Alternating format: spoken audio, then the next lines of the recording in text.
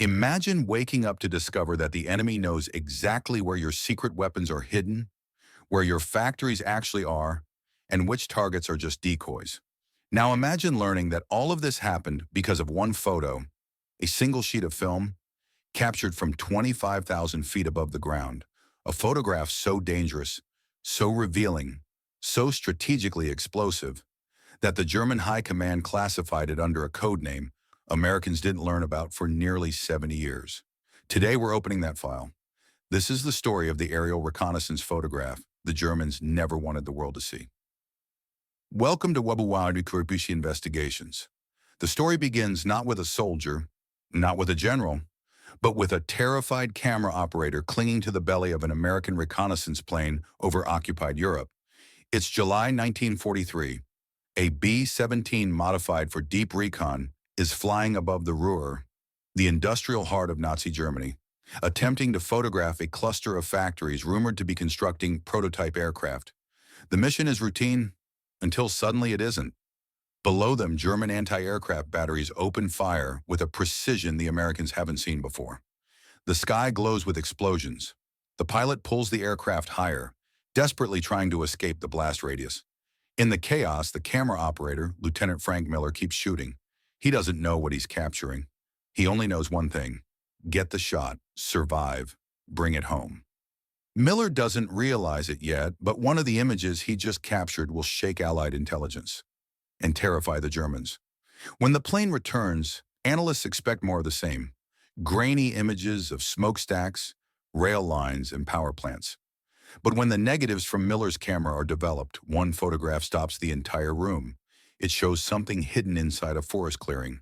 Not a factory, not a bunker, not a base, but a strange geometric structure, long, segmented, almost serpentine, covered with camouflage netting and surrounded by anti-aircraft positions. At first, the analysts assume it's a fuel depot or some sort of experimental hangar. They're wrong. When the image is enhanced and magnified, a horrifying truth emerges. They have photographed the secret site of Germany's long-range missile program, the V2. The Germans intended this place to be invisible, a phantom installation hidden in the woods, protected, guarded, untouchable. This photo exposes everything. Word of the discovery spreads through Allied intelligence like fire, but the Germans also learn what happened.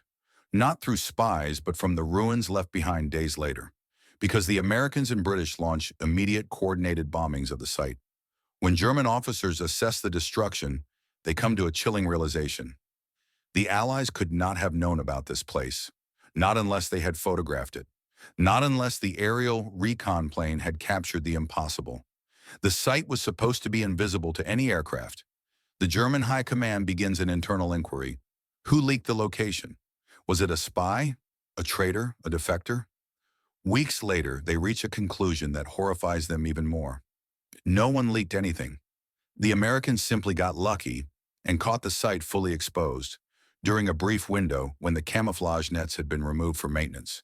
Hitler orders the photograph to be hunted, intercepted, destroyed, whatever it takes. But it's too late. The damage is irreversible. The single aerial reconnaissance image becomes one of the most valuable pieces of intelligence of World War II. It sparks precision bombing missions, the relocation of V2 production, frantic German countermeasures, a massive escalation in camouflaging techniques, the beginning of Operation Crossbow, the campaign to destroy V-weapon sites. The Germans respond with desperation, moving factories into tunnels and mountains. The Allies respond by accelerating the invasion timetable. That one accident, the camera operator taking photos under anti-aircraft fire, saved thousands of lives that would have been lost to the V2 attacks on London. But the Germans never forgot how it happened. The photograph became classified under a restricted file category, so secret that post-war intelligence agencies didn't declassify it until the early 2000s.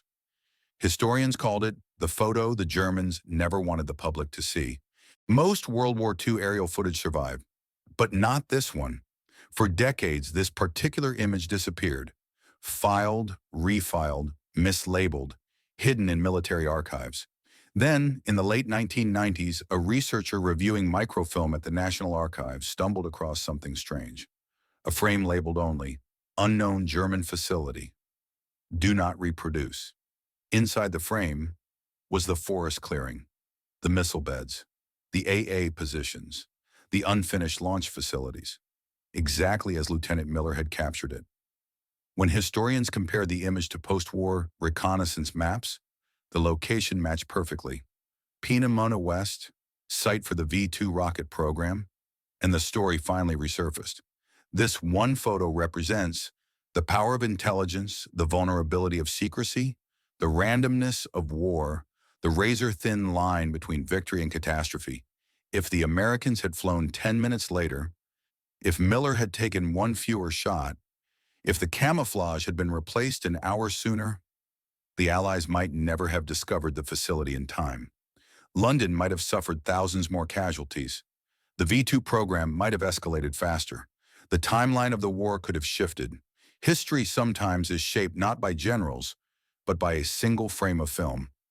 If you want more deep, cinematic investigations of forgotten WWII stories, make sure you like the video.